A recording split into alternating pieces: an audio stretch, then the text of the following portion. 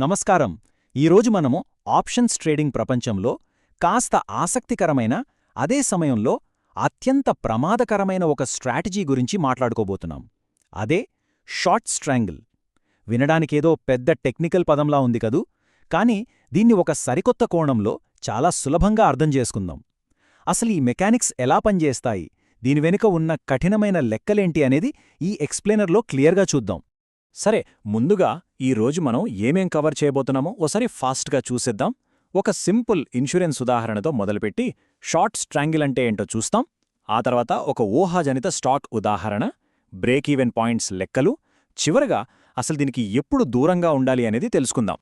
ఇక ఏమాత్రం ఆలస్యం చేయకుండా మన మొదటి టాపిక్లోకి వెళ్ళిపోదాం. అదేంటంటే ఒక సింపుల్ ఇన్సూరెన్స్ ఉదాహరణ. ఇది అర్థమైతే మొత్తం కాన్సెప్ట్ అర్థమైపోయినట్లే. ఇదంతా పక్కనబెట్టి ఒక్కసారి ఒక ఇన్సూరెన్స్ కంపెనీని ఊహించుకుందాం. వాళ్ళేం చేస్తారు?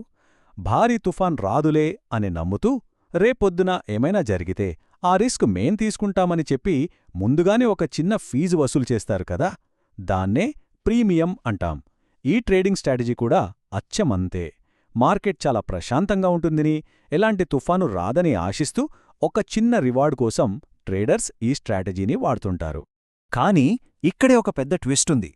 ఒకవేళ వాళ్ళనుకున్నట్టు కాకుండా మార్కెట్లో వొలటాలిటీ అనే భారీ తుఫాన్ నిజంగానే వస్తే ఏమవుతుందో తెలుసా? వచ్చే నష్టానికి హద్దు అదుపు ఉండదు. అది అపరిమితం. మనం ముందుగా తీసుకున్న చిన్న ప్రీమియంతో పోలిస్తే ఇక్కడ ఎదుర్కొనే రిస్క్ చాలా చాలా రెట్లు పెద్దది. అక్షరాలా ఇదొక ప్రమాదగంటిక అని చెప్పొచ్చు. సరే, ఇన్సూరెన్స్ కథ పక్కన పెట్టి అసలు మార్కెట్ మెకానిక్స్లోకి వద్దాం. ఈ షార్ట్ స్ట్రాంగిల్ వ్యూహం ఎలా నిర్మిస్తారో చూద్దాం. ఈ స్ట్రాటజీని అమలు చేయాలంటే ముఖ్యంగా రెండు పనులు ఒకేసారి చేయాల్సి ఉంటుంది. ఒకవైపు అవుట్ ఆఫ్ ది మనీ లేదా ఓటీఎం కాల్ ఆప్షన్ను సెల్ చేస్తారు. అంటే ప్రస్తుత మార్కెట్ ధరకు కాస్త దూరంగా ఉన్న ఆప్షన్ అన్నమాట. అదే సమయంలో ఎగ్జాక్ట్గా దానికి సమాంతరంగా కింద వైపున్న ఓటీఎం పుట్ ఆప్షన్ను కూడా సెల్ చేస్తారు. రెండు వైపులా వలవేయడం లాంటిదనమాట ఇది. మరిలా రెండు వైపులా వలవేశాం కాబట్టి ఈ ట్రేడ్ సక్సెస్ అవ్వాలంటే ఏం జరగాలి? మార్కెట్ కదలికలు ఖచ్చితంగా న్యూట్రల్గా ఉండాలి. అంటే నాన్ డైరెక్షనల్ అన్నమాట. సింపుల్గా చెప్పాలంటే మార్కెట్ ఒకే దిశలో పైకి దూసుకుపోకూడదు, అలాగనే భారీగా కుప్పకూలిపోకూడదు, ఒక రేంజ్లోనే సైలెంట్గా ఉండిపోవాలి.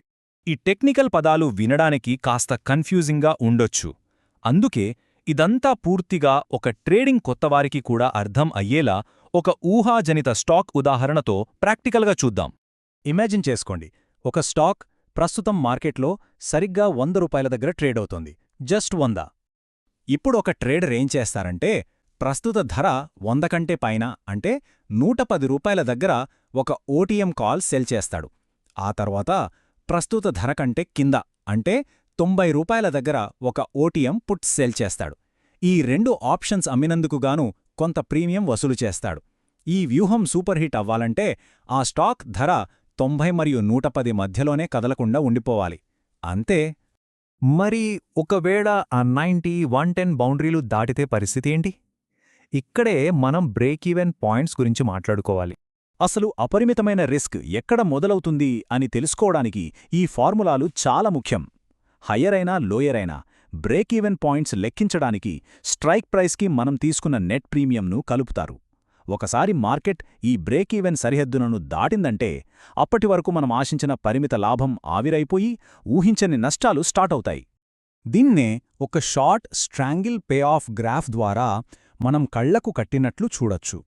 ఎక్కడైతే మన చిన్న రివార్డ్ కాస్త అత్యంత ప్రమాదకరమైన నష్టాల జోన్గా మారుతుందో ఆ పాయింట్ని ఈ గ్రాఫ్ ఎగ్జాక్ట్గా ప్లాట్ చేసి చూపిస్తుంది. ఇంతటి భారీ రిస్క్ ఉన్నప్పుడు ఏ సమయాల్లో ఈ స్ట్రాటజీ జోలికి అస్సలు వెళ్లకూడదు అనేది తెలుసుకోవడం ఎంతో అవసరం. ఆ కండిషన్స్ ఏంటో చూద్దాం.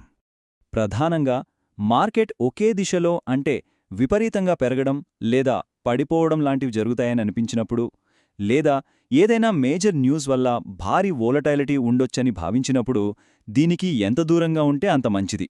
ఎందుకంటే మన వ్యూ న్యూట్రల్గా లేదంటే మాత్రం ఆ అపరిమితమైన రిస్క్ తలుపు తట్టినట్లే. ఈ విషయాన్ని మరింత సులభంగా అర్థం చేసుకోవడానికి ఈ విజువల్ని చూడండి. ఆ చిన్న ముక్క మాత్రమే మనం సేఫ్గా ఉండే న్యూట్రల్ జోన్. కానీ ఆ పక్కనున్న పెద్ద భాగమంతా అపరిమిత రిస్క్ జోన్. అంటే సక్సెస్ అవ్వాలంటే మార్కెట్ ఆ ఇరుకైన చిన్న దారిలోనే నడవాలి. ఏమాత్రం ట్రాక్ తప్పి బ్రేకౌట్ జరిగినా నేరుగా డేంజర్ జోన్లోకి పడిపోవడం ఖాయం. సో ఇదంతా చూశాక మనమొకసారి సీరియస్గా ఆలోచించాలి. కేవలం ముందుగా దొరికే ఒక చిన్న, లిమిటెడ్ ప్రీమియం కోసం మొత్తం పోర్ట్ఫోలియోను గణితశాస్త్రపరంగా అపరిమితమైన రిస్క్లోకి నెట్టడం నిజంగా తెలివైన పనేనా అని ఎవరికి వారు ప్రశ్నించుకోవాల్సిన సమయమిది. ఈ షార్ట్ స్ట్రాంగిల్ స్ట్రాటజీ వెనుక ఉన్న కఠినమైన వాస్తవం ఇదే.